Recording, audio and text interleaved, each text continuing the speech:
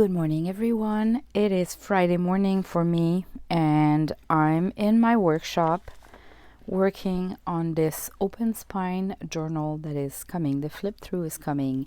I can give you a quick overview.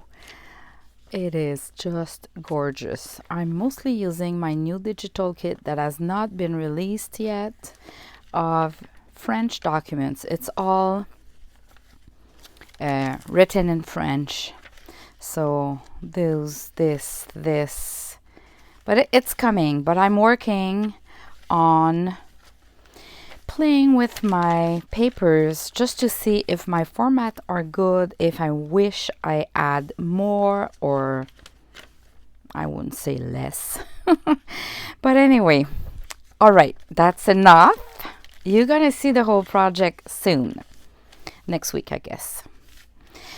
But here I wanted to add kind of a pocket or something for the last page of the back of the cover. So yesterday I've decorated this mason jar card or journaling card with a wax seal and some of that fancy Japan yarn that I love a lot. And I just thought, I love those flowers. It's a year-long mason jar that we can use in any journal, actually. So I thought I could use it here as a little decoration, but I need a pocket for that. And then I started playing and I thought I should turn my camera on because some of you are new to the junk journal word.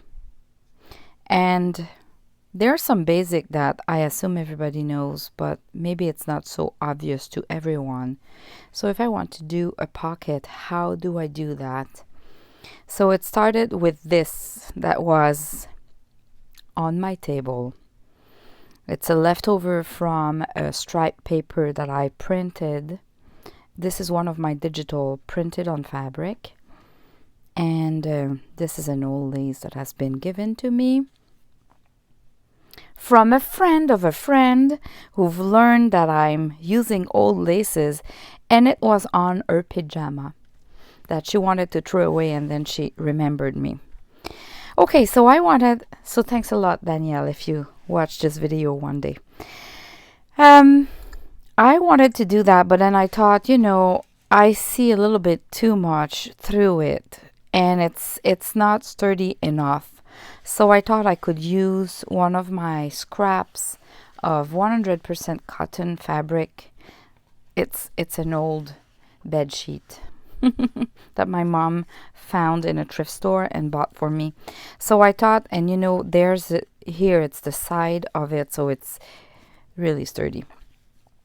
So what I'm gonna do is I'm gonna place my fabric on top of it, see how it would fall, and I'm gonna make sure that my lace goes over, is longer than the cotton at the bottom, so I can glue this portion here on top of the fabric. And this way we won't see through when we add something in the pocket. I don't know. I love that the lace is tone on tone, like white on white, but we see all the little details, and we just don't see through it, like if it would like that. Personal choice. So I'm just looking at, is it okay this way? And now when I know that my measures are good, I'm gonna trim this portion of the lace, and this part is really damaged. So what I'm gonna do is I'm gonna use it in two different projects. This will be one portion, and this, look at that, it was all damaged, and suddenly I magically have two gorgeous pieces of laces to use somewhere. This is how it works. With the scrap pieces, you have treasures. Okay, so now what I'm gonna do is I'm gonna do a little cut. Yeah, let me open that. I'm gonna put that aside so you can see well. It holds well. So I'm gonna just do a little scratch here and a little scratch here, and I'm gonna tear the fabric. This is why you want 100% cotton fabric. It's because it can tear easily on both sides of the fabric, as you can see here. All right, if you have a sewing machine, you can go do some sewing here to sew them together, or you can use fabric tag glue. I love this one too, the 3-in-1 from Beacon. It's a little bit less expensive than the fabric tack. In my case, I prefer doing a little sewing because I'm gonna have the stitching showing up there here, and it's gonna be a little additional detail there. But the lace at the end, this one, I'm gonna glue it on top because I don't want to see any stitching on top of the lace. So it really depends on your taste. Let me do the stitching, and that could be gluing. Let me do the stitching and you'll see.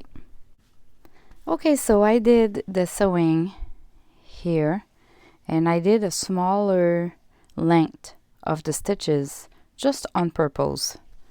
So it gives that little detail, additional detail.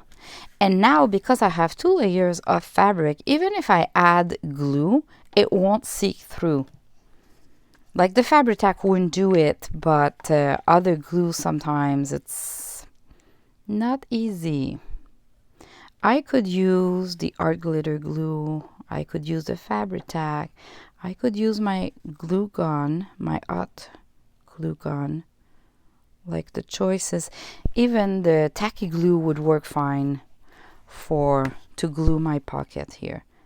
It just happened that I have this 3-in-1 glue right beside me because I used it yesterday. Now I'm going to put a good tension here so it doesn't wave at the top, and I'll let it dry for a few seconds. And I'm going to glue this lace. I just make sure that it's the good side, and I can see if I prefer this way or this way. It's hard to say. I guess it doesn't matter. Doesn't matter at all. Okay, I'll put some glue here just at the top. So fabric on fabric glues really well, I find.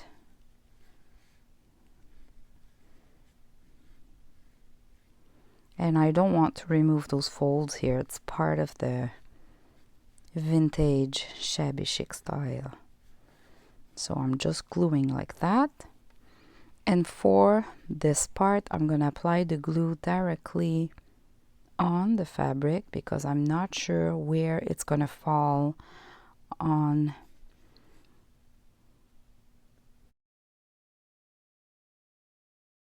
Maybe a tiny bit here, tiny bit here, here and there, just so it holds well. Maybe this one too. And that's it. I don't want to put too much of pressure. I want it to stay a little bit fluffy like this, and then it's a matter of waiting for the glue to dry. It dries fast, but I'm not taking any risk. And I can now put that into my pocket. I love it. Look at that. Isn't it cute? Let me zoom it a little bit.